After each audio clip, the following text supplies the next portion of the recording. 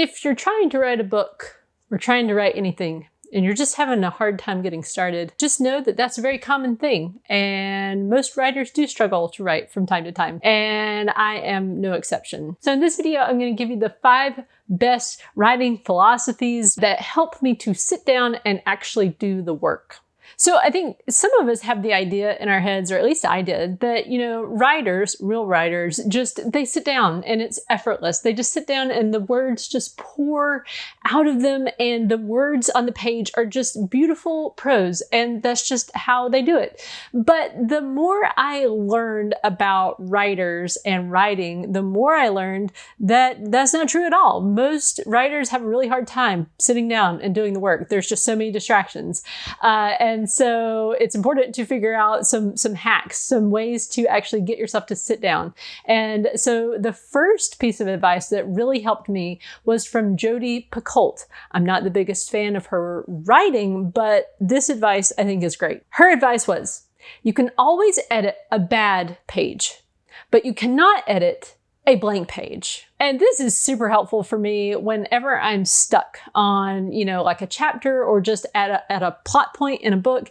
And I'm just like, I don't even know, I feel just kind of paralyzed. But I just remind myself of this quote, I have to put something down, because at least if I put something down, then I can go back and fix it later. But if I just sit there being paralyzed and I don't write, then there's nothing I can work on. At least when there's words on the page, you can at least find out, well, that didn't work. The second piece of advice that was very helpful was from John Grisham. And he says to just try to write a page a day. So in my mind, when I didn't really know, how do writers do what they do? How do people write books? I kind of thought they just sit down and they write, whole chapters and that's just what they do. Like for 8 hours a day, they're just writing, page after page after page. And that's really just not true. The word counts of various authors vary by a lot. But I really liked what John Grisham said, because, he pointed out, like, if you just write a page a day, by the end of the year, you've got a book. I just really liked that idea of just a page a day. Now, what I ended up doing that has been helpful for me is just to set 1,000 words a day as my writing goal. And even though I have that as my goal, I have had periods of time in the recent past where I just didn't do it. Like for months at a time, I just didn't.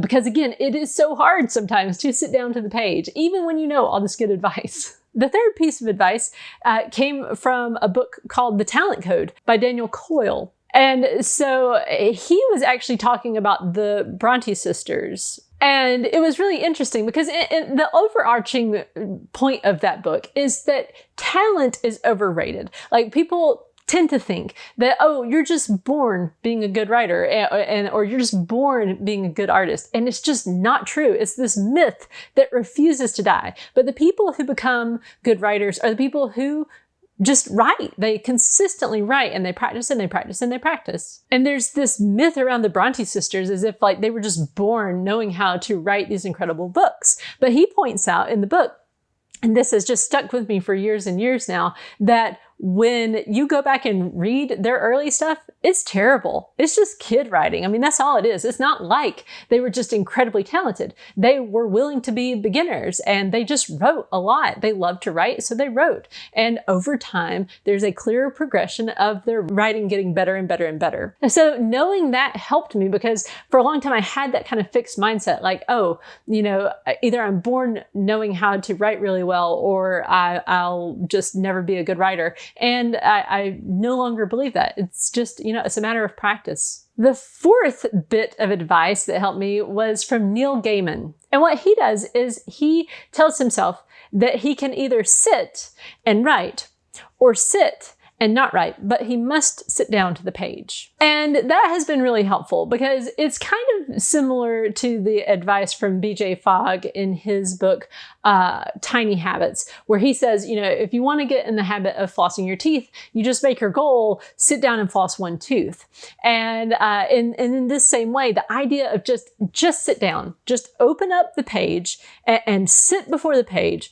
If you at least do that, the trick is, when you sit down, most likely once you sit down and you're just forcing forcing yourself to sit there, you're going to get bored, and writing's going to be more appealing than just sitting there and doing nothing. And there have been many times where I will do that. I'll just say, I don't really feel like writing, but I at least have to sit down in front of my computer and look at the page. And sure enough, I start writing. Tip number 5 comes from my favorite author, C.S. Lewis, and he says this: what you want is to practice, practice, practice. It doesn't matter what we write, at least this is my view, at our age, so long as we write continually as well as we can. And that's, again, encouraging. The idea that, these people practiced is not just something that just naturally comes. You have to sit down and do the work and show up. And so those things have been super helpful for me. It encourages me to keep going, because writing is certainly a mindset game. I have found that,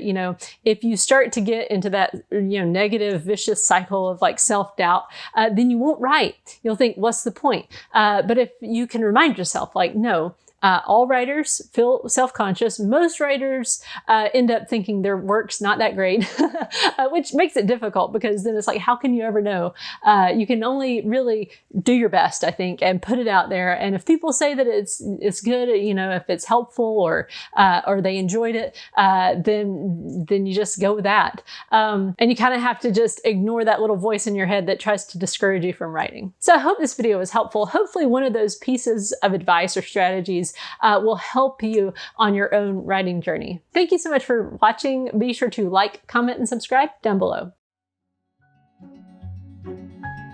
Allie McGee comes home from school one day to find that her little brother Pete is gone. She remembers the imaginative stories he told about a magical tree in the forsaken forest, and she immediately sets out into the woods behind her house to find him. She begins to realize his stories were true when she finds the enchanted tree and is transported to a different world, only to discover that Pete's been kidnapped by the wicked King Olshek. She must go on a dangerous journey to the land of Hinnom to get to the castle where her brother is being held captive. Will Allie be able to save her brother? Or will she too be taken prisoner in Olshek's castle?